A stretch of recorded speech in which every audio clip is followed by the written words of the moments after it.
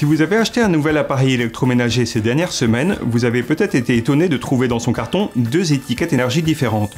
Une où il est très bien noté et l'autre beaucoup moins.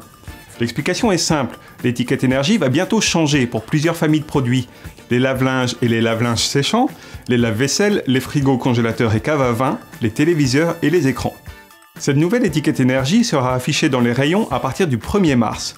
Pour comprendre pourquoi elle a changé, il suffit de regarder l'ancienne version. Quand elle a été créée en 1994, elle classait les appareils sur une échelle de A à G. Mais au fil des années, les produits se sont améliorés, à tel point qu'il a fallu créer des classes A+, A++ et A++. Dans le même temps, les produits les plus mauvais étaient retirés du marché, et certaines classes, mais pas forcément toutes, supprimées de l'étiquette. Pour les frigos par exemple, le label affiche des classes de A++ à D, mais les appareils notés moins bien que A+, ne peuvent plus être vendus. Le risque, c'est donc qu'un consommateur choisisse un modèle classé A+, en se disant, en voyant l'étiquette, que c'est un des meilleurs, alors qu'en fait, c'est la plus mauvaise classe autorisée. Pour redonner du sens à ce label, l'Europe a décidé de revenir à une échelle de A à G. Et les niveaux d'efficacité attendus ont été sévèrement durcis.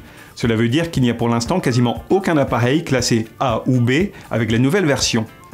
C'est pourquoi, en voyant les deux étiquettes, vous pouvez remarquer qu'un modèle qui était noté avant A++ est peut-être maintenant C, D ou E.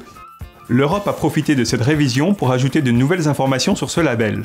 Il y a désormais un QR code qui permet d'accéder aux informations techniques des produits, et des pictogrammes permettent de connaître par exemple la durée d'un cycle pour les lave-linges ou les lave-vaisselle, ou bien la consommation électrique des téléviseurs avec le mode HDR activé.